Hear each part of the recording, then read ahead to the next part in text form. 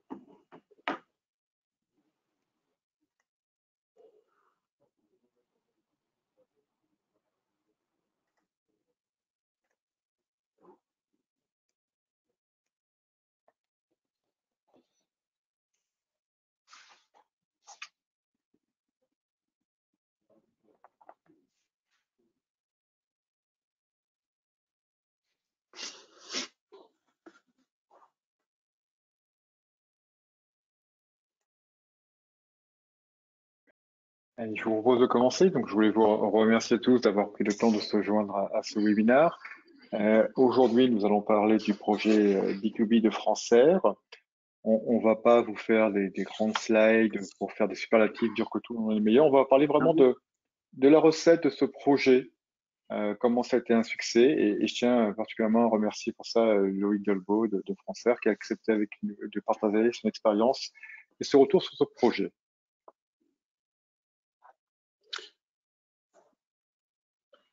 Pascal. Excuse-moi Laurent, j'ai un problème de souris. Voilà. Il n'y a pas de problème. On va Donc, peut-être se présenter pour démarrer.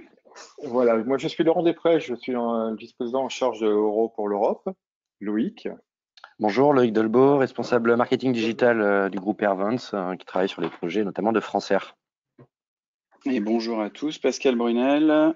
Je suis directeur de l'activité e-business de Synolia et cofondateur de Synolia. Voilà. Pour démarrer, je pense que on va peut-être faire une petite intro, Loïc, si tu peux. Oui. On va se tutoyer, hein, parce qu'on va pas faire semblant de se vous voyez, je pense. C'est C'est pas des intéressant pour journalistes tout le non monde. plus. Voilà, après un an de projet, je pense qu'il y a une certaine proximité qui s'est créée. Je te propose de présenter ton groupe et son Ouais. histoire.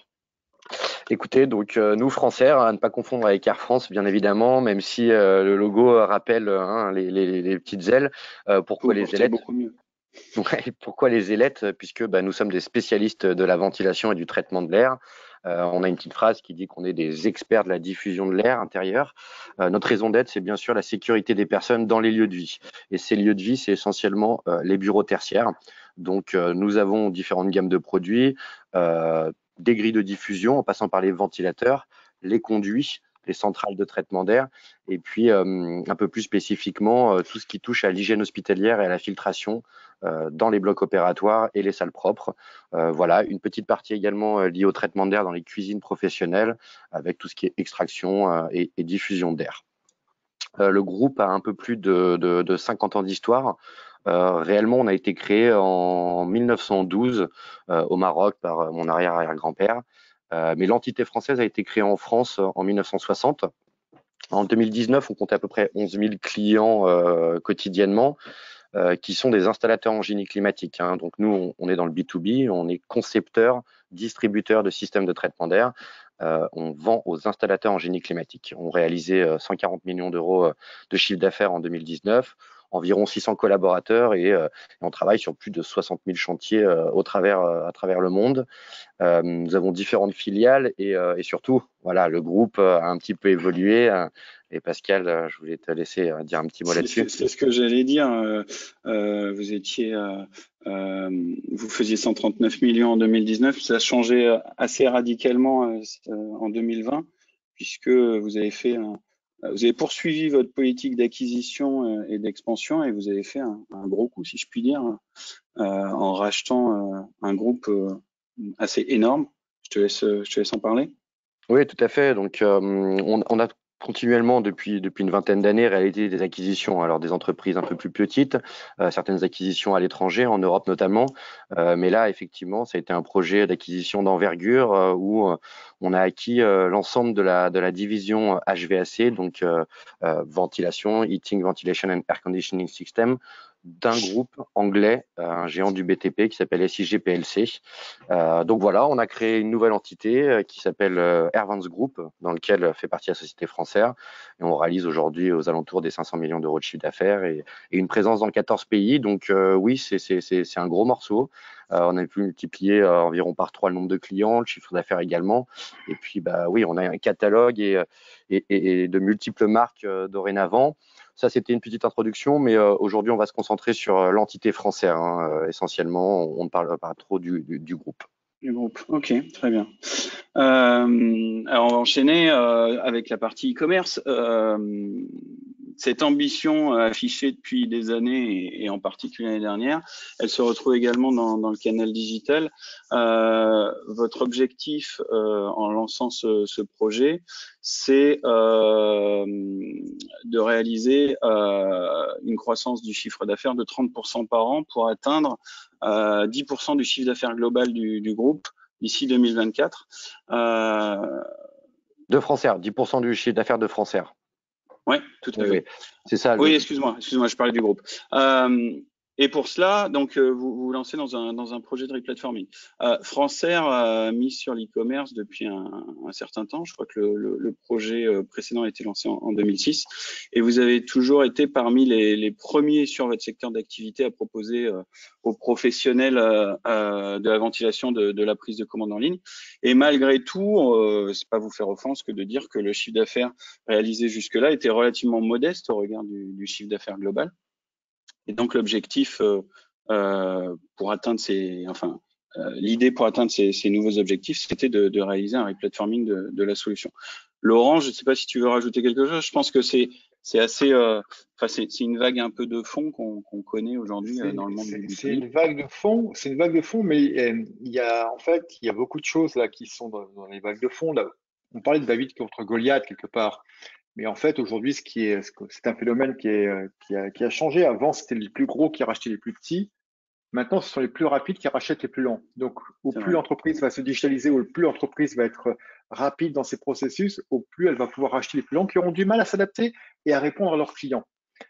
Aujourd'hui, quand on voit une croissance de 30% par an, on est dans les tendances du B2B. Le B2B entre 2019 et 2020, il accroît aussi de 30%, que ce soit en France et international. Et tout ça, on parle de transformation digitale, mais aussi on a une transformation aussi dans les attentes. Les clients, ils vont demander à leurs fournisseurs toujours d'avoir le téléphone, toujours d'avoir les commerciaux, mais d'avoir aussi la plateforme e-commerce. Et l'erreur qu'on peut faire par moment, c'est de se dire, sur l'e-commerce, je vais faire une partie de mon chiffre d'affaires et c'est tout. Et en fait, il faut le voir autrement. Si vous n'avez pas l'e-commerce, vous risquez de perdre une autre partie de votre chiffre d'affaires. Et ça, c'est de plus en plus dur à mesurer, mais aujourd'hui, ça va quasiment aujourd'hui où des clients imposent à leurs fournisseurs d'avoir ça ou changent de fournisseur. Et ça, c'est un élément à prendre en compte. Je suis tout à fait d'accord avec toi, Laurent. Et puis même, c'est dans cette transformation digitale, on parle des process et c'est de suivre la tendance. Avant, on avait une logique de multiples canaux de distribution. Aujourd'hui, l'enjeu du e-commerce, c'est également d'offrir la possibilité d'avoir un seul canal de point de contact entre le client et l'entreprise fournisseur. Donc voilà, nous, oui, précurseurs en 2006 avec le premier site e-commerce B2B, un peu précurseur dans le monde du bâtiment, mais il était temps quand même de redonner un coup de boost et d'offrir une plateforme digne de ce nom pour accompagner cette transformation digitale de Françair et aller vers cette omnicanalité pour retrouver l'ensemble des produits et services autour d'une plateforme client. Ouais, moi je suis d'accord avec vous. Statistiquement, je lisais une étude récemment, je crois que c'est Xerfi qui publiait que 93% des acheteurs pro voulaient pouvoir disposer d'une plateforme de prise de commande en ligne dans le cadre de leur relation avec leurs fournisseurs. Donc, les usages ont évolué aujourd'hui. Tout à fait. Aujourd'hui, un vendeur, il n'est plus simplement un commercial, pardon, il n'est plus simplement un vendeur. Il est un vrai conseiller technique et une plateforme doit lui apporter un service supplémentaire. Et c'était l'enjeu et l'objectif de ce projet, sachant bien sûr, on y reviendra, qu'ensuite il faut lotir ce projet puisqu'on ne peut pas mettre en place toutes les fonctionnalités et tout un écosystème en one shot. Je fais juste une parenthèse, je crois, Laurent, on n'en a pas parlé. Vous avez la possibilité de poser des questions en live par le biais de l'interface qui est sur la droite. Je crois que Laurent, tu l'as pas dit tout à l'heure. Non, on a mis à culpa, on est passé vite sur Donc, le slide. N'hésitez pas, on essaiera de répondre en live à vos questions. Alors, pour rentrer dans le vif du sujet, il faut déjà faire un état des lieux de la situation. Déjà, pour atteindre les chiffres actuels, Francaire s'est appuyé sur une plateforme e-commerce, Magento pour ne pas la citer, qui était au démarrage de ce projet, donc pas celui dont on va parler aujourd'hui, mais le précédent, une plateforme purement B2C. Donc, ce que vous avez fait à l'époque, c'est retravailler un outil B2C pour lui donner les fonctionnalités attendues en B2B. Et donc ça nécessitait beaucoup de développement spécifique. C'est aussi, je pense, une des raisons pour lesquelles vous avez voulu procéder à ce replatforming. On est passé à une nouvelle génération de solutions et il était peut-être temps de remettre en question un projet qui avait finalement un paquet d'années au compteur. C'est comme changer sa voiture quelque part. On en est content, mais à un moment donné, il faut franchir le pas. En parallèle de ça, il se trouve qu'au moment du lancement du projet Magento 1 était en fin de vie et n'allait plus être supporté. Donc, au côté opportuniste de mettre en place une nouvelle plateforme qui réponde à de nouveaux besoins et à de nouveaux critères sur le marché, il y a également l'obsolescence programmée de la solution qui vous a poussé à changer assez rapidement et peut-être plus rapidement que vous n'auriez voulu, notamment pour vous donner le temps de creuser sur le changement des process, etc. Mais on en parlera un petit peu tout à l'heure. Oui. Si je peux compléter, oui, c'est exactement ça. On était sur une version 1 de Magento qui nous a beaucoup servi, qui était plutôt performante, mais si on voulait la faire évoluer, et notamment au niveau du responsive mobile, il fallait refaire une refonte complète pour partir sur une version B2B. Et ça a posé la question du coup de se dire bon, est-ce qu'on peut étudier également du coup d'autres types de plateformes? Donc on a étudié la possibilité d'utiliser Magento de B2B et également c'est là où est venue l'idée aussi de consulter la plateforme Oro. Ok. Donc une fois ce constat, cet état des lieux fait, l'idée c'est peut-être de voir quels étaient les enjeux du projet. Est-ce que tu peux nous en toucher deux mots, Loïc? Oui. L'un des premiers enjeux était de fidéliser nos clients. Alors, on avait un petit panier de clients fidèles qui aimait bien notre outil, mais l'objectif, c'est d'aller chercher plus de clients pour leur donner plus d'autonomie. On sait que leur temps est précieux. Ils installent du matériel sur des chantiers. Ils ont parfois besoin de recommander rapidement des produits.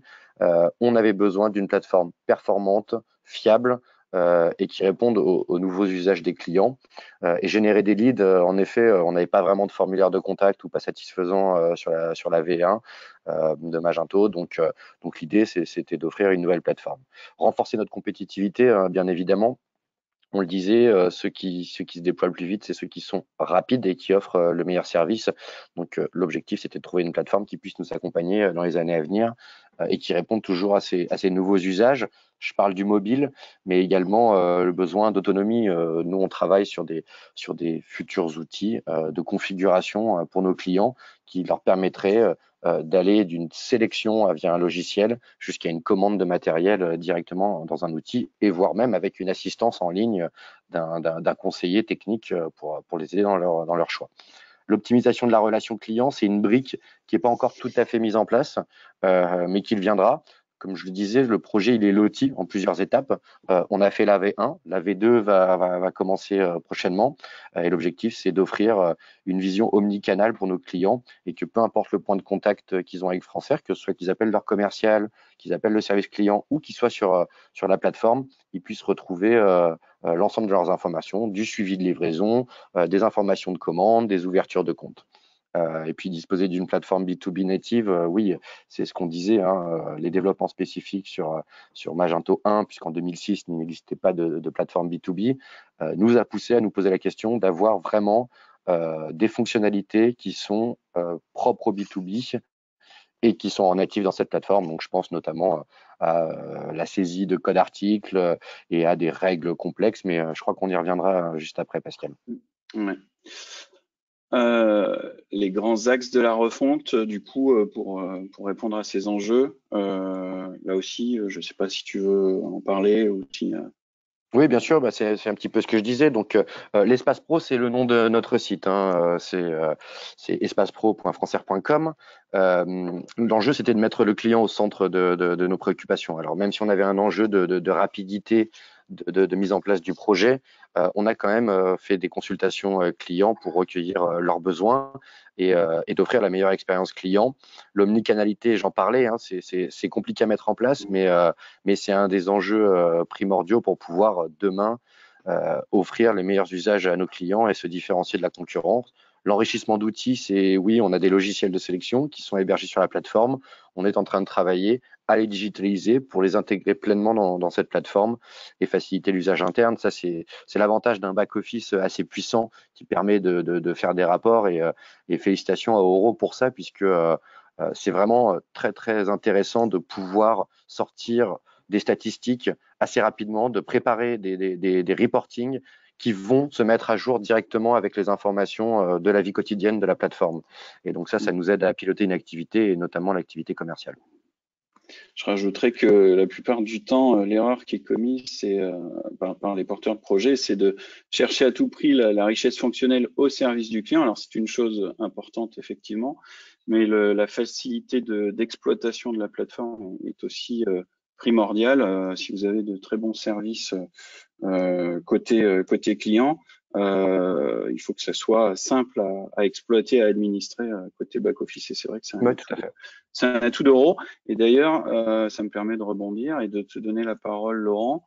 Selon toi, le choix d'Oro apporte quels avantages dans le contexte de ce que vient de présenter Loïc? Je vais rebondir sur ce qu'on est de parler là. On parle de vision customer centric, on parlait de facilité d'utilisation de back-office, et les deux se font dans une tendance qui est le customer centric, c'est l'employé centric aussi, puisque il faut que les employés, que les salariés puissent s'approprier l'outil pour s'en servir et l'exploiter avec tout son potentiel.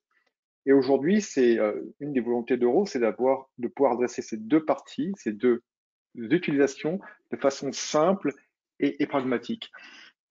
On a parlé depuis tout à l'heure de différentes solutions e-commerce, et effectivement, nous, sur cette solution, on est focusé EuroCommerce, c'est nativement B2B avec toutes les complexités du B2B, des prix différents par client, des catalogues différents par client, des hiérarchies de validation, des workflows de validation par client, ce qui est du basique du B2B. Pour toute personne qui fait du B2B le sait, mais qui est très important et qui était dans le cas de Francère un des points aussi qui pouvait faire la différence pour vous, pour pouvoir mieux adresser vos clients.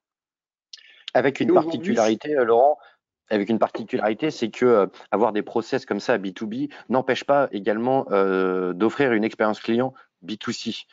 Et c'est toute la complexité, hein. Nous, on a choisi le parti pris de pouvoir laisser aussi la possibilité à des professionnels, mais qui ne sont pas forcément clients de la société française, de pouvoir quand même commander en remplissant les informations de facturation et en payant par carte bleue.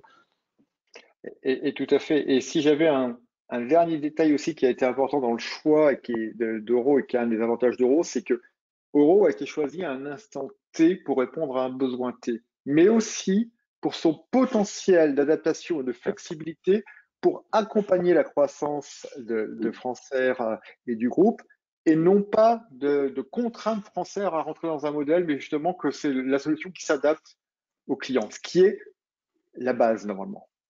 Tout à fait.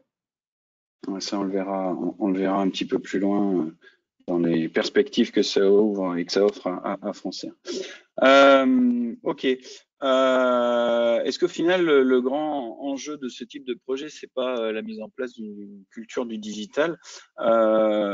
C'est peut-être pas faire offense au secteur de l'aérolique que de dire que vous êtes le secteur, pas Francère particulièrement, vous êtes assez longtemps tenu à l'écart du digital, comme beaucoup d'acteurs du B2B quelque part. En misant sur le digital depuis des années, je crois que votre premier site institutionnel, c'était en 99. Et on voyait tout à l'heure que le premier site marchand, donc le précédent, c'était 2006. Francère s'est toujours quelque part positionné comme précurseur sur le sujet. Aujourd'hui, le fait est que de plus en plus de concurrents vous emboîtent le pas, à suivre votre exemple. En mettant en place une plateforme e-commerce, Francère compte, enfin en replatformant cette solution, Francère compte garder son avantage. Mais comment, à ton avis, qu'est-ce qui va faire que ce projet-là va être peut-être plus efficace que ceux que lancent certainement tes concurrents en parallèle? Bah, c'est forcément les changements internes et les changements de culture. On le dit, alors c'est très général, c'est très vague. La transformation digitale, on peut penser que c'est purement informatique, mais en fait, c'est surtout remettre l'humain au centre de nos priorités. Et c'est peut-être la difficulté la plus importante parce que avoir des experts techniques qui vont travailler entre informaticiens, ils connaissent parfaitement leur métier, mais faire évoluer les habitudes internes de méthode de travail, penser différemment, ça c'est plus compliqué. L'un des enjeux également, c'est d'aligner les objectifs du marketing et des ventes. Je ne sais pas si tout le monde est conscient de ça, mais les efforts que font le marketing parfois ne servent pas forcément les intérêts du commerce. Pourquoi? Parce qu'il faut comprendre quels sont les besoins du commerce et que le marketing et le terrain soient alignés sur des objectifs communs. Et ça, c'est l'un des enjeux principaux pour nous dans l'avenir. Donc, transformation digitale, culturelle en interne, habitudes de travail différentes, rendre les choses transverses, évolution des process et également aligner commerce et marketing. Commerce, marketing et IT, c'est trois acteurs en interne. Ouais. Et service client avec la relation client, potentiellement demain avec la possibilité pour nos clients de retrouver l'ensemble de leurs factures, documents sur une seule et même plateforme, et peu importe le canal par lequel ils soient passés, ils retrouveraient leurs devis faits par leurs commerciaux, également les devis passés en ligne. Et tout ça, c'est un changement culturel très important et à ne surtout pas négliger dans un projet de digitalisation d'outils. De l'activité. Ok, très bien. Alors, on va passer à quelques factuels sur la réalisation du projet. Francère, vous avez lancé une consultation en janvier 2019. Et je dirais même que ça, c'est sur le papier parce qu'on on a échangé, nous, Loïc, ensemble 2 ans avant, je crois, pour commencer à parler des problématiques B2B. Je crois qu'en 2017, on commençait à discuter sans qu'il y ait vraiment un projet, mais voir ce qui était possible de faire autour de vos plateformes. Il y a 2-3 jours près, Loïc, on se rencontrait il y a 2 ans, nous. Tout à fait. Donc, vous lancez votre consultation en janvier 2019. Le projet, lui, va démarrer en juillet de la même année. 6 mois de réflexion de votre côté pour réaliser un choix d'outils et un choix d'agence également. Et un cadrage un peu juridique aussi. Alors, oui, c'est vrai. Il y a eu pas mal de cadrage juridique. Je pense que vous avez... alors, je ne sais pas si on peut en parler, mais vous avez une histoire de projet qui s'est pas toujours parfaitement passée, et donc je pense que vous aviez à cœur de sécuriser votre projet au maximum. Et c'est vrai qu'il y a eu beaucoup d'échanges sur les contraintes, la méthodologie de mise en œuvre du projet, etc. C'était surtout l'objectif de trouver un partenaire, et du coup, dans un début de projet comme ça, on ne sait jamais si celui avec qui on travaille va devenir le partenaire de demain. Et l'objectif, c'était de donner toutes les conditions pour réussir ce projet et faire en sorte que ce ne soit pas un one-shot sur la mise en place de cette plateforme, mais qu'on devienne des partenaires. Donc, c'était important de cadrer le projet. Oui, c'est clair, c'est clair. Le projet, donc les premiers ateliers démarrent à l'été 2019. On a fait beaucoup d'ateliers parce que justement, on a fait un projet avec un engagement forfaitaire côté Synolia, donc il fallait définir de façon très précise et exhaustive tout ce qui devait composer ce projet, même si en parallèle de cela, nous, chez Synolia, on a développé, on avait une méthode de développement en mode agile, Donc nos équipes travaillent la plupart du temps en agile en interne, si ce n'est également avec le client. En tout cas, nous, notre organisation se fait en mode agile et ça nous permet de vous donner de la visibilité plus régulière, plus permanente sur l'avancée du projet parce qu'on a fait beaucoup de démos intermédiaires, beaucoup de comités de pilotage, notamment avec votre direction pour leur présenter les avancées du projet. Et donc, même si on est resté dans un cadre très forfaitaire, très cycle en V, comme on dit traditionnellement, on a mis un peu d'agilité dans ce projet. Et je pense que c'était plutôt intéressant parce que ça rassurait tout le monde et ça évitait l'effet de tunnel qu'on peut connaître assez régulièrement. Un projet qui a été validé au mois de mai et donc qui voit le jour en juin 2020. Tout à fait. Une phase de test. Si on veut parler de métriques globaux et donner un peu de visibilité sur ce que représente un projet de cette taille-là, donc c'est 6 mois de cadrage avec l'ensemble des acteurs, Synolia, Francaire, Oro, les prestataires qui gravitent autour de la plateforme, ERP, PIM, etc. 6 mois de développement. C'est aussi, alors il y a beaucoup de 6 dans ce projet, c'est aussi 6 personnes côté Synolia au niveau de l'équipe. On a eu une équipe de 5 développeurs front, back, architecte et un chef de projet. C'est 300 jours hommes de développement à peu près. On va pas parler de budget aujourd'hui, mais on va parler de taille de projet. Donc un projet comme Francaire, c'est 300 jours hommes de la phase de cadrage jusqu'à la mise en ligne définitive. Ce qui est un projet, somme toute, assez raisonnable.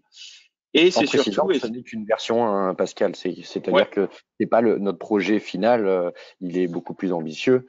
Et ça, c'est une première version de cette nouvelle plateforme. Tout à fait. On va y venir dans le slide suivant. C'est effectivement une première version. Il y avait des contraintes ISO assez fortes. Le gros avantage quand même, enfin la fierté que nous, Synolia, on tire de ce projet, c'est qu'on a eu 0 retard sur le planning, malgré le fait que ce qui devait être ISO initialement a été quand même enrichi d'un certain nombre de fonctionnalités dues à l'expérience projet qu'on a acquis ensemble. On peut parler rapidement justement des fonctionnalités, puisque c'est une chose de sortir un projet dans les temps, mais est-ce qu'on a répondu à la roadmap? Au lancement du projet, les fonctionnalités, elles devaient être à minima ISO par rapport à la plateforme actuelle. En gros, 0 perte par rapport à l'existant. Ne pouvait être supporté, ce qui est assez logique quand on fait un replatforming en général. On ne veut pas réduire la richesse fonctionnelle de la plateforme. Et bien souvent, on est allé plus loin que ce périmètre ISO parce que Oro nous le permettait ou parce qu'on a décidé ensemble. On a mis en place beaucoup de fonctionnalités très intéressantes côté Oro, la gestion multipanier par exemple, qui est venue structurer tout le process d'achat. Tout ce qui est fonctionnalité de prise de commande rapide, donc par saisie de SKU, par import de fichiers, etc. Tout ça, c'est très bien adapté pour un périmètre B2B. Il y a eu aussi la volonté d'intéresser les forces commerciales en interne au développement du business. En gros, je fais un petit focus là, mais un projet B2B ne fonctionne que s'il y a une adoption de toutes les équipes et particulièrement les commerciaux qui voient bien souvent arriver le projet digital, le projet e-commerce B2B comme une sorte de concurrence à leur propre activité. Là, en l'occurrence, on a intéressé les commerciaux avec, justement, tu parlais des outils de reporting tout à l'heure. Il y a la possibilité de pousser de l'information, de pousser par exemple les flux de commandes des clients qui appartiennent à tel ingénieur d'affaires sur son outil de reporting, et donc ça lui montre un état des lieux du business qui se développe pour lui avec cette plateforme, et ça crée un vrai cercle vertueux autour du projet. Donc ça aussi c'est très intéressant. Et puis l'autre point majeur qu'on retrouve la plupart du temps dans les projets B2B, c'est un besoin de développement de flux très poussé. On a énormément de flux sur cette plateforme, ça a généré beaucoup d'ateliers de cadrage chez nous. On a des web services qui poussent les bonnes informations prix à chaque client, et chaque client, grosso modo, a des typologies de pricing différents, a des solutions de de livraisons différentes. On a l'Air Express qui est quelque chose que vous avez conceptualisé au niveau du service ultra rapide des commandes. Tout ça, ce sont de l'information qu'il fallait synchroniser, notamment avec votre ERP. Et c'est ce qui fait la richesse d'un projet comme celui-ci. Oui, le besoin des clients, il est de pouvoir non pas commander que des produits de stock, par exemple, mais de pouvoir aussi commander des produits un peu plus volumineux. Et donc là, on intègre des règles complexes de produits hors gabarit, de type de livraison, de speed de commande. Et notamment, je pense à nos amis qui sont en Corse. Alors, certains clients disaient, oui, on comprend pas, les frais de port pour la Corse sont quand même élevés.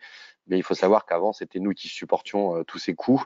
Et aujourd'hui, cette nouvelle plateforme nous permet d'avoir réécrit un petit peu quelques règles de livraison. Donc, un besoin de satisfaire le client avec des produits de stock livrés en express, mais également de leur permettre d'acheter des produits plus volumineux avec des frais de port spécifiques. C'est un des gros atouts d'Oro, c'est de permettre la customisation des process de façon très poussée. Alors là, on parle des frais de port, on parle des prix, mais c'est aussi valable pour la gestion de la relation commerciale entre vos équipes commerciales et le client. Et ça, c'est le gros atout d'Oro, d'avoir cette flexibilité-là dans le développement. Et je crois même qu'Oro peut gérer des multi-entrepôts. Alors nous, on n'a pas fait ce choix pour l'instant, mais c'est quelque chose qu'on se garde en tête puisqu'on a un maillage d'une quinzaine de points de vente en France. Et c'est de se dire, on peut même imaginer, Laurent, tu me confirmeras, hein, que le système permette d'aller prendre des produits dans un stock dédié. Et ça, c'est intéressant dans une perspective de boîte de distribution comme la nôtre, qui avons plusieurs entrepôts. Ça peut être un avantage certain. Le multi-entrepôt a deux gros avantages. Le premier que tu viens d'évoquer, qui est le simple. Le deuxième, qui va être aussi pour les clients, ils vont en fonction de leur organisation pour savoir quand pourra être livré le produit, puisque au plus l'entrepôt est prêt, au plus le délai de livraison va être raccourci. Et ça, dans certains cas, bah, c'est très important pour les clients de savoir en temps réel quand ils peuvent être livrés. Et d'un point de vue entreprise, ça peut permettre aussi de mutualiser ou de réduire un peu les coûts de transport au quotidien. C'est ça, c'est l'excellence opérationnelle. Tout à fait. Bien. Je pense qu'on pourrait en parler des heures de toutes les fonctionnalités qu'on a mis en place. Surtout quand on est passionné. C'est ça. Laurent, est-ce que tu peux faire un petit focus sur le duo qu'on a formé, intégrateur-éditeur, et puis peut-être même. Avant de parler avant de parler de ça, je vais quand même faire un petit rappel qu'un projet e-commerce B2B, c'est pas simple, c'est plus complexe qu'un B2C. Les gens se disent oh, de l'e-commerce, du B2C, du B2B, ça va, c'est la même chose. Non, un catalogue, des prix.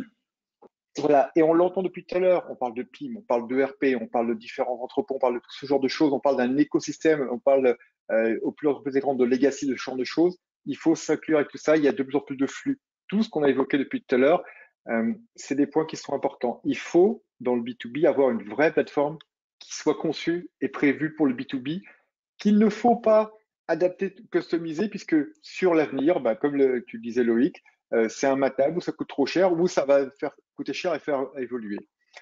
Aujourd'hui, Gartner et IDC nous ont reconnus comme étant une plateforme B2B. On est dans le top de ces deux analystes indépendants. Donc aujourd'hui, ça montre bien aussi que Oro, on est là comme l'acteur du B2B. Mais aujourd'hui, faire un projet B2B, et je vais redire ce qu'on a dit un peu pendant tout ce webinaire, hein. C'est pas que de l'IT. Il y a du métier et de l'IT. Et c'est cette double expertise qui est importante à avoir. Autrement, ça va faire des non-sens ou ça va faire des couacs dans le projet. Aujourd'hui, maîtriser bien ces deux expertises et en plus maîtriser la solution, bah, c'est là où l'expertise, le fait que Synolia soit un gold partner, ça, c'est au bénéfice du projet. Et Loïc, tu l'as bien vu tout au long de ce projet, d'avoir un partenaire qui maîtrise aussi bien le métier que l'IT et que la plateforme te permet de t'accompagner. Et je différencie IT de plateforme puisque dans le projet, il y a de l'IT aussi à gérer avec les flux. Donc, c'est vraiment ces trois points-là. Aujourd'hui, ce qu'il faut voir, c'est, on parle de projet IT, mais c'est avant tout des projets humains. Et pour que ça fonctionne, il faut le faire en bonne intelligence. Et il faut que le client et dans ton cas, Loïc, c'est ce que tu as fait, ne démissionne pas de son rôle en disant je laisse le projet, l'agence faire le projet, et puis moi je vais voir à la fin. Il faut une interaction, il faut que tu sois acteur, il faut que tu collabores ce que tu as fait.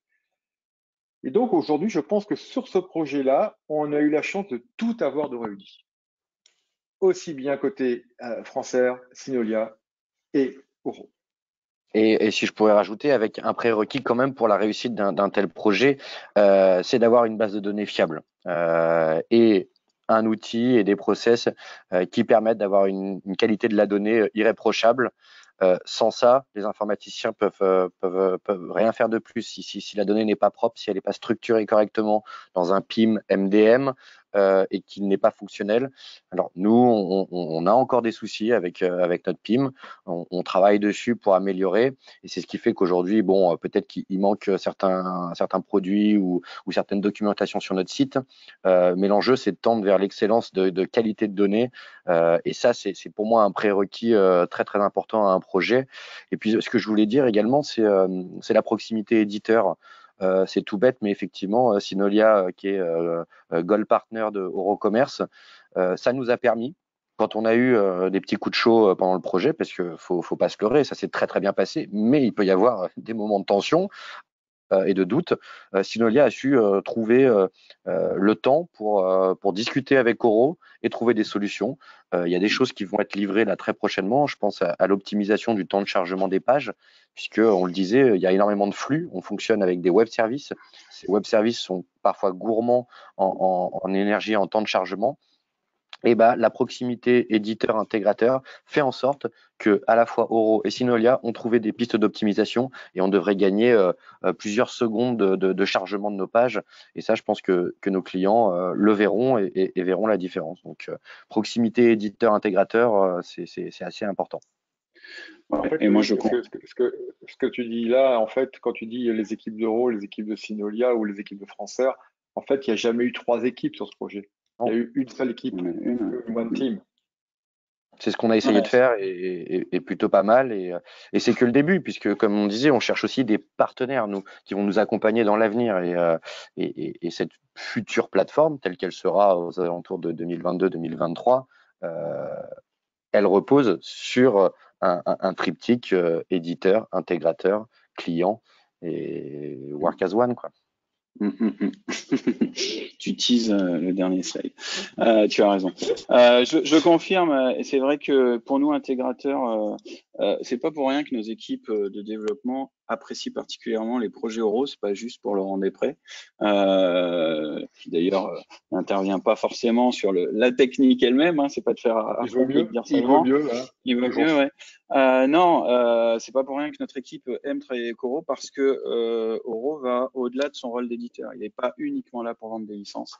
Et il y a une vraie équipe derrière qui réfléchit avec nous à la structure du projet, la meilleure façon de répondre à un besoin. Je pense qu'il y a une volonté de gagner des parts de marché, donc il y a ce caractère-là que vous avez conservé chez Oro. J'espère que vous ne le perdrez pas en grossissant. Mais c'est très intéressant de faire des projets dans ce contexte-là. Et juste pour terminer sur ce que tu disais sur l'information produit, effectivement, je confirme, si on n'a pas une information produit qui arrive sur la plateforme e-commerce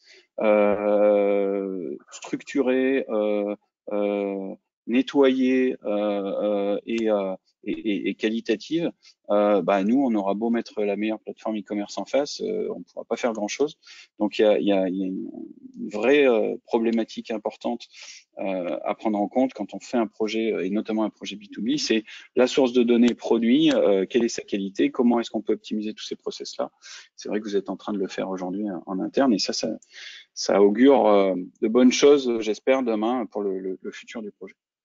Et ça a été peut-être un peu la complexité de ce projet, hein. Ça a été que nous, on avait 2 projets en parallèle, la mise en place d'un PIM MDM DAM, et la refonte d'un site e-commerce. Donc c'est sûr que c'est pas simple, mais on travaille d'arrache-pied pour offrir une meilleure qualité de service à nos clients, et avec une complétude d'informations produits et assets digitaux sur cette plateforme. Tout à fait. Ça me permet d'ouvrir sur le slide suivant. Alors, attendez, excusez-moi, j'ai perdu ma souris. Hop, hop, hop. Là, voilà. Tac. C'est l'ouverture à l'international. Alors, on va essayer de se projeter un petit peu. Bon, soyons clairs, la grande particularité du projet, c'est pas une extraordinaire richesse fonctionnelle, puisque on est parti avec la volonté de avoir un périmètre ISO qu'on a ensuite enrichi, mais c'est un projet B2B assez classique qu'on a réalisé. Par contre, ce qu'on peut dire, c'est que au-delà de l'offre de service que vous avez pu proposer à vos clients, la particularité de cette nouvelle plateforme, c'est le fait d'avoir libéré en quelque sorte le potentiel digital du groupe. Aujourd'hui, on a quasiment plus aucun frein, plus de limites, plus de blocage technique. Même si tu le disais, on est en train de mettre en place des optimisations de performance notamment, mais ça on le fera toute la vie du projet. On n'a plus vraiment de limites au développement de l'activité. Ce qui veut dire que, de mon point de vue, aujourd'hui, Francaire et le groupe dans son ensemble est capable de déployer un nouveau site, ouvrir un nouveau pays en un temps record. On a une plateforme, un cœur de plateforme qui est structuré pour accueillir cette évolution. Et c'est ça qui ouvre des perspectives intéressantes, je pense, pour Francaire. C'est en gros cet esprit libre qui permet de lancer de nouveaux projets. Et je pense qu'effectivement, on est au début de quelque chose de très grande envergure potentiellement ensemble. Ouais, je suis tout à fait d'accord. C'est ce qu'on disait un petit peu sur le slide précédent, c'est que des fonctionnalités natives dans la plateforme Moro permettent une segmentation géographique, plus des règles complexes, notamment de TVA, voire même un espace de jet documentaire. Pourquoi pas, nous permettrait demain d'envisager un développement international ou une duplication de sites pour un pays dédié avec son offre, avec ses méthodes de vente et de livraison particulières. On n'a plus de frein. On était un petit peu bloqué sur la partie Magento 1. Aujourd'hui, on peut réfléchir et se poser la question éventuellement d'un développement international. En fait, Loïc, tu es dans ta phase de réflexion aujourd'hui et nous, on a un autre client en Belgique qui a été parti comme ça sur son premier site et là, il nous a communiqué la semaine dernière son planning 2021. Il a 20 pays en rollout. Il va sortir pays par pays avec toutes les problématiques qu'on vient de se dire, hein, de catalogue, de tout ça, mais il a mis son programme en place pour avoir une plateforme globale pour lui. Bon, tout ça, c'est de bonnes perspectives pour le projet français. Alors, je crois, j'ai pas regardé le timing, mais à mon avis, on est en plein débordement. D'accord. Bon, super. On va essayer de faire un petit bilan. Loïc, à toi l'honneur, donner ton point sur le projet. C'est ce que je disais, c'est que le nerf de la guerre, il est dans ce qu'on appelle cette transformation digitale, changement culturel de l'entreprise, nouvelle méthode de travail, penser différemment. Je sais qu'aujourd'hui, alors ça va peut-être être un peu technique, mais nous on a des problématiques sur les attributs techniques, des axes de sélection d'un produit.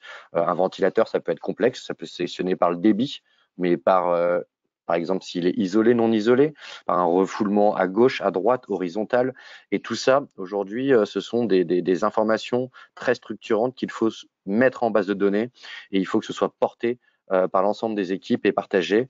Et donc, avoir un PIM, un MDM, un DAM et surtout embarquer l'ensemble des métiers dans la transformation de l'organisation, c'est l'un des points extrêmement importants d'un projet de transformation digitale d'une boîte comme la nôtre, hein, je le précise, qui a un passé, qui a une façon de faire et qui avait des outils qui étaient ce qu'ils étaient. C'est sûr qu'une startup qui part from scratch, c'est beaucoup plus simple de tout de suite imaginer comment je vais structurer ma démarche. Nous, on est une entreprise qui a un peu plus de 60 ans d'existence. On devait faire avec un existant et c'est tout l'enjeu d'un projet comme ceci. Le pari de l'e-commerce, oui, de toute façon, il faut que nous nous modernisions et qu'on s'adapte aux usages du B2B. Nos clients sont aussi des êtres humains dans leur vie privée. On est persuadé qu'ils utilisent leur smartphone, qu'ils achètent des chaussures sur Amazon ou peut-être sur d'autres sites peut-être plus français. Néanmoins, à nous d'être à la hauteur et d'offrir la meilleure expérience client. Et l'amélioration continue, c'est ce que je disais précédemment, c'est-à-dire que on peut pas tout faire d'un coup. et donc il faut être capable de lotir et de prioriser les évolutions. Aujourd'hui, on est dans une phase où on entre dans la phase 2 avec Synolia et Oro pour offrir de nouvelles fonctionnalités, de nouveaux process et toujours plus de services à nos clients. Donc, c'est comment dire, c'est engageant parce que du coup, on a l'impression d'être toujours en train de travailler sur de nouvelles fonctionnalités et on pourrait se satisfaire de se dire ah ça y est, j'ai fait mon projet e-commerce, mais en fait non, le monde évolue très vite, les usages évoluent encore plus vite, il faut être capable de s'adapter à ces usages et donc être dans une amélioration continue. Écoute, c'est super intéressant.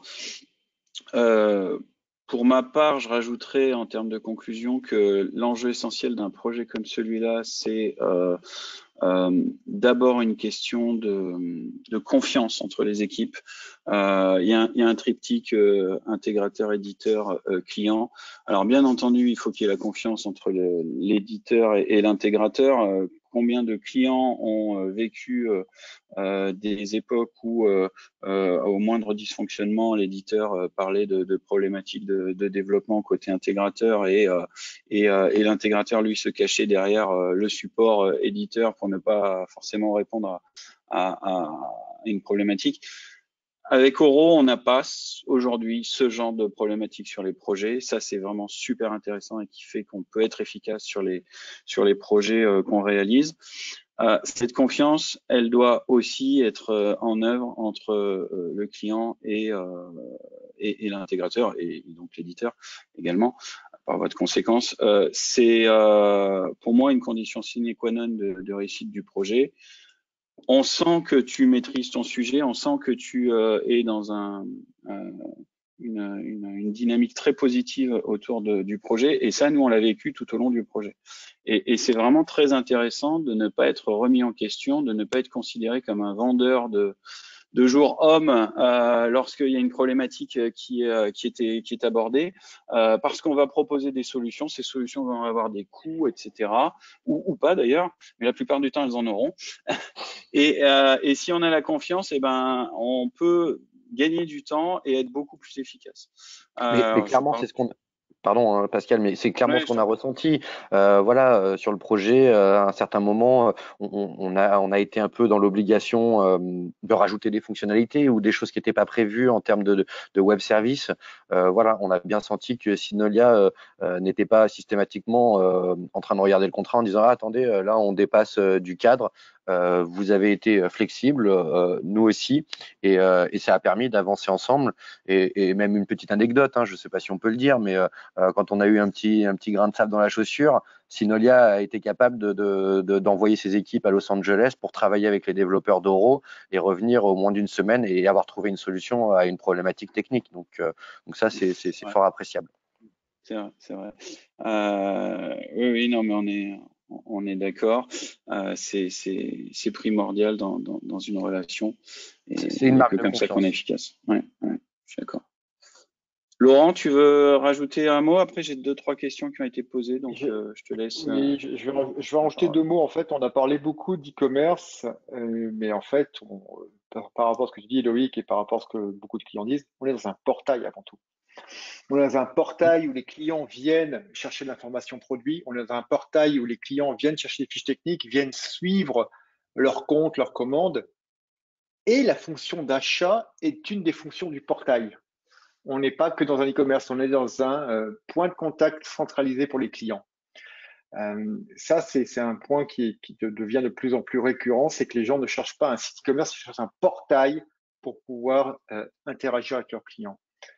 Et maintenant, moi, sur la conclusion de ce projet, côté Oro, vous savez, nous, on n'a qu'un seul point qui nous importe, hein, c'est la réussite du projet, qu'on ait un client et un partenaire, parce que les deux sont importants à nos yeux, qui soient contents. Le fait qu'on se parle tous les trois avec le sourire et qu'on a le plaisir à échanger régulièrement ensemble montre que côté Oro, on est satisfait aussi. Bon, si tout le monde est content, on va pouvoir passer. Je le répète, oui, hein, c'est qu'un début. C'était qu'un début, qu'une première étape, et qu'en fait, la transformation digitale, elle est jamais finie. Elle ne fait que s'accélérer et à voir deux partenaires de confiance, c'est très important. Et là, je m'adresse à tous ceux qui peuvent nous écouter. Si vous êtes dans une position de client, en tout cas, choisissez des gens avec qui vous aimez travailler, avec qui il y a de la confiance, parce que c'est un élément important dans la réussite d'un projet. Et ça va permettre, je pense, Pascal, de t'enchaîner sur une des questions qui a été Ouais, posée, attends. je pense. Oui, je vais les dérouler, mais je voulais juste réagir à ce que dit Laurent, parce que souvent les clients partent du principe que fermeté, comment dire, une extrême fermeté va leur permettre d'obtenir le meilleur sur le projet, et ça passe aussi par une extrême fermeté dans la relation. Et en fait, le fait est que quand il y a ce climat de confiance qui est en œuvre, on est beaucoup moins regardant sur les investissements à réaliser en dehors des cadres contractuels. En gros, pour résumer ce que je viens de dire en une longue phrase, en une plus courte, un client qui nous fait confiance et qui s'en remet à nous, on va avoir tendance à vouloir aller plus loin que nos engagements. Là où, lorsqu'on va être dans une relation d'opposition conflictuelle permanente, ben on va se borner à réaliser nos engagements parce qu'on sait que si on déborde, ça pourrait d'ailleurs nous être reproché d'une autre manière plus tard. Donc, c'est vraiment un cercle vertueux qu'on met en place dans les projets. On l'a eu avec ton projet Loïc, c'est une évidence. Et on compte pas s'arrêter là et continuer à l'entretenir. Et si on pouvait avoir cette relation sur l'ensemble des projets, je pense que ce serait c'est la meilleure recette du succès. Voilà. Et tu vois, Pascal, tu me fais penser à un élément, et je l'apprécie, c'est qu'en ce moment, quand on livre des choses en production, ce qui est sûr, c'est que nous, c'est pas toujours évident de livrer quelque chose le matin. Pourquoi? Parce que nos clients, ils vont sur notre site faire leurs commandes ou récupérer des fiches techniques le matin très tôt avant d'aller sur les chantiers. Quand j'ai demandé à Alexandre si on pouvait faire des livraisons de mise en production à 12h30 ou à 13h au moment où le site a moins de trafic, j'ai jamais eu de ah bah non, désolé, nos équipes sont en train de déjeuner à 13h. Et ça, mine de rien, c'est ce que tu viens de dire. Peut-être que vos équipes sont en train de déjeuner, mais qu'elles vont prendre sur leur temps. Elles vont déjeuner à 14h et pour pouvoir être capables de livrer en production un site à 13h, là où ça satisfait le client. Et je trouve ça plutôt bien. Et voilà, je te remercie parce que j'y avais même pas pensé. Et ce que ta remarque m'a fait penser à ça. C'est une belle illustration. Je t'avoue que j'étais pas forcément au courant de ce principe de livraison entre midi et deux, et je te confirme qu'il mange en général à 13h. Mais j'ai pas vu qui que ce soit venir me voir en me disant je commence à en avoir assez de louper mon panini fromage du midi à cause de Francière. Donc il y a pas de souci. On va juste dérouler les quelques questions qui ont été posées. Alors Laurent, tu pourras peut-être m'assister parce que j'ai une interface où je ne vois qu'une ligne. Alors, je vais en poser une parce que je pense qu'elle va dans la continuité de ce qu'on vient d'échanger justement là. Alors vas-y. Est-il possible de faire des projets oraux B2B en full agile? Parce que je pense que ça va vraiment dans la suite de ce qu'on vient d'échanger là à l'instant. Oui, tout à fait. Alors nous, on a fait un projet assez traditionnel dans sa forme, même si on a mis un peu d'agilité dans ce projet-là. On peut tout à fait faire un projet en full agile. La contrainte d'un projet agile, et c'est d'ailleurs ce qu'on va nous essayer de privilégier, la contrainte d'un projet agile, c'est qu'on va s'engager sur des ressources, sur un planning, mais on ne va pas figer un périmètre fonctionnel. Et il faut comprendre qu'en agile, on ne peut pas avoir tout et son contraire. L'agilité signifie qu'on va, au fil du projet, définir ensemble avec le client ce qui est le mieux pour le projet à l'instant T et donc quelles sont les priorités de développement dans les sprints à venir. Et donc, ça exclut un engagement forfaitaire qui, par définition, fige dès le départ un périmètre. Alors, c'est très rassurant de figer un périmètre dès le départ, puisque à la fin, on sait qu'on aura exactement ce qu'on a commandé. Mais la vie d'un projet fait que le projet va évoluer, en interne, les process vont évoluer, et on a besoin d'un minimum de flexibilité. Alors, nous, on l'a introduit dans le projet français, en plus parce que ça s'est bien passé, etc. Mais on aurait pu être quelque part un peu plus rigide.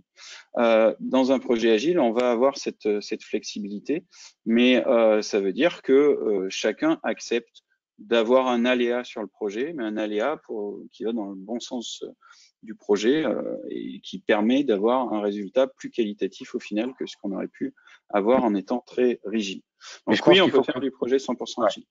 Et je pense qu'il faut que le client comprenne et sache utiliser ces méthodes de projet agile. Je sais que nous, c'est pas quelque chose qu'on maîtrise très bien. Donc côté français, on a plutôt fait le choix de faire un dossier de consultation, un cahier des charges d'expression de besoins spécifiques et ensuite des ateliers parce que on n'était pas très à l'aise avec le fait d'avancer en méthode agile. Mais oui, je pense que si le client, lui, connaît, maîtrise ses process et a les ressources mobilisées pour travailler en mode agile, c'est le genre de projet qui convient bien. Ouais, et je rajouterais une chose, c'est qu'en mode agile, ça veut dire que côté client, on va avoir un product owner qui doit être mobilisé sur le projet et qui doit avoir pouvoir de décision.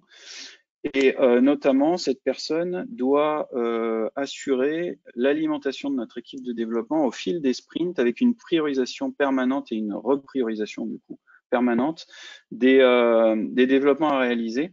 Et donc, on a un risque, par exemple, en ayant un chef de projet côté client qui serait à temps partiel sur le projet, d'être à un moment donné en chômage technique parce que le product owner côté client ne serait pas en capacité suffisamment rapidement de prendre les bonnes décisions pour nous dire bon bah dans le prochain sprint la priorité c'est tel développement ou tel développement.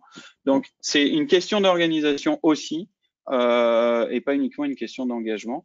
Et effectivement quand on voit l'ensemble des projets français de votre équipe, je suis pas sûr qu'on aurait pu trouver quelqu'un à 120% mobilisé uniquement sur ce projet. Toute la problématique, il y a une vie d'entreprise qui continue en même temps qu'on fait des projets, donc il faut pouvoir répartir les ressources sur plein de projets différents. Ouais. Je continue parce qu'on a encore des questions et qu'on est déjà en débordement de temps. Alors, la question de la connexion, est-ce que quelqu'un avait des soucis de connexion et voulait savoir si le support sera enregistré? Oui, c'est enregistré et vous recevrez un mail pour avoir le replay. Je peux peut-être répondre à une question rapidement sur la connexion et les reporting. Oui, c'est ça, exactement. Les reporting, c'est celle-là qui est pertinente. Donc aujourd'hui, nous, on a mis en place des reporting automatiques qui vont chercher des informations dans le back-office d'Euro. Pour l'instant, et pour des contraintes de timing et de gestion de projet, c'est-à-dire qu'on ne peut pas tout faire en même temps, sinon, on venait de le dire, il y a une charge trop importante, soit sur des personnes, soit sur un ensemble de services. On a choisi de ne pas interfacer notre propre CRM existant avec le CRM Eurocommerce. Mais ça, c'est quelque chose qu'on envisage pour la V2, pour 2021 ou 2022. Mais en tout cas, oui, potentiellement, demain, on pourrait imaginer, avec, je pense à la solution Click que vous déployez, notamment Synolia, c'est de pouvoir retrouver l'ensemble des statistiques de vente, d'interaction entre le client et le commercial au sein de la plateforme. Nous, pour l'instant, c'est pas quelque chose qu'on a choisi de mettre en place, mais c'est faisable. Il ne tient qu'à vous, Loïc, de lancer ce mini chantier. Effectivement, on a une plateforme. Attends, excuse-moi, Laurent, je finis ma phrase. On a une plateforme de reporting qu'on embarque au sein d'Euro, donc dans l'interface d'administration, et qui permet de créer des rapports d'analyse extrêmement pointus dans lesquels on va aller creuser, donc on va pouvoir sélectionner les données, creuser et en tirer des conclusions. Il n'y a quasiment aucune limite à la puissance de cet outil et les sources de données peuvent être absolument illimitées. Donc bien sûr, on va les taper dans les données de l'e-commerce Euro, mais on peut les taper dans le PIM, dans le RP, dans un WMS, dans Google dans une BI, dans un autre outil de BI, etc. Donc on peut faire énormément de choses. Excuse-moi, Laurent. À mon sens, sur le reporting, il faut prendre en compte qu'il y a 3 niveaux de reporting possibles et qui vont non pas dépendre de la solution, mais de la maturité et du temps. Le premier niveau, c'est je fais avec ce que j'ai dans Eurocommerce ou dans EuroCRM, j'ai donné accès au client.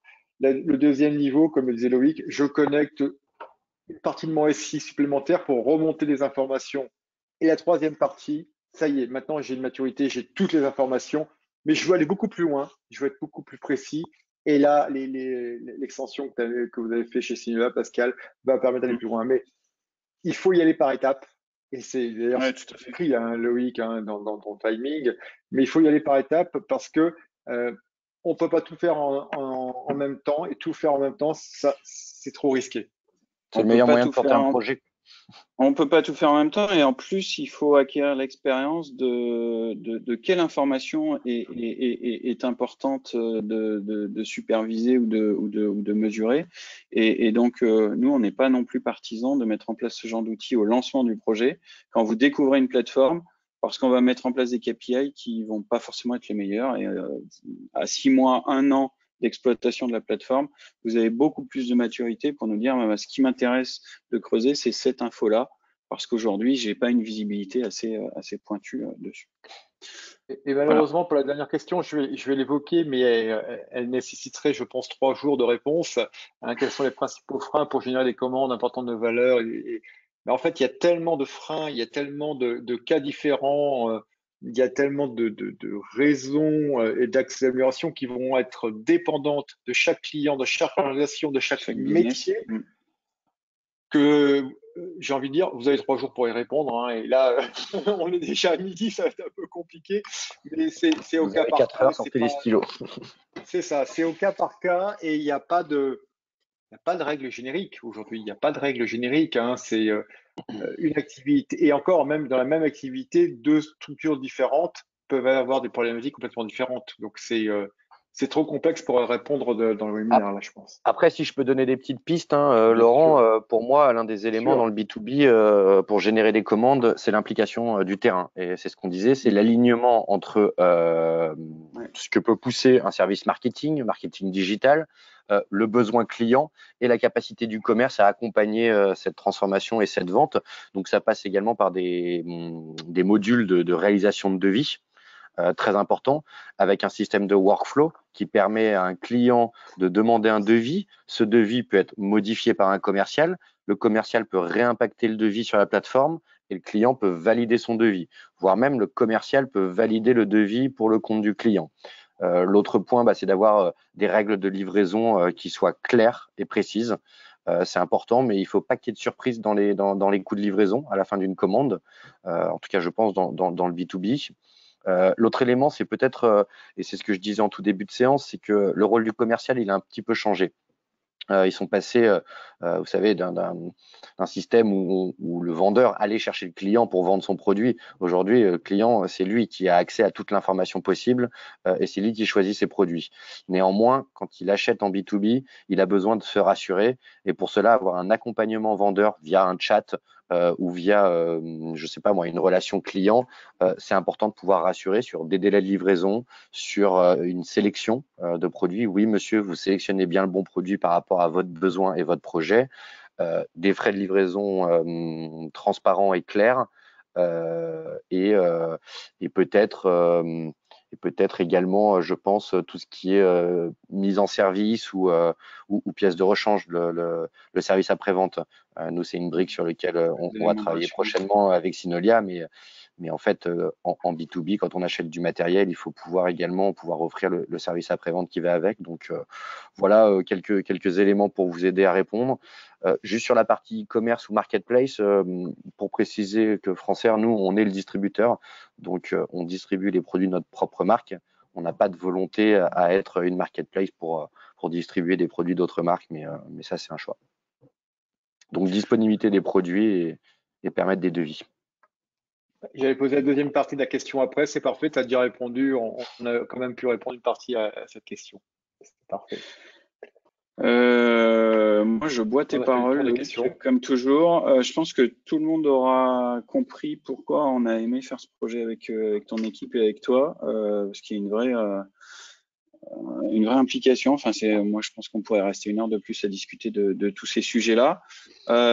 Du coup, j'invite ceux qui sont intéressés à nous contacter. Vous avez nos adresses email qui s'affichent. On va vous envoyer un mail avec un lien vers le replay de ce webinaire.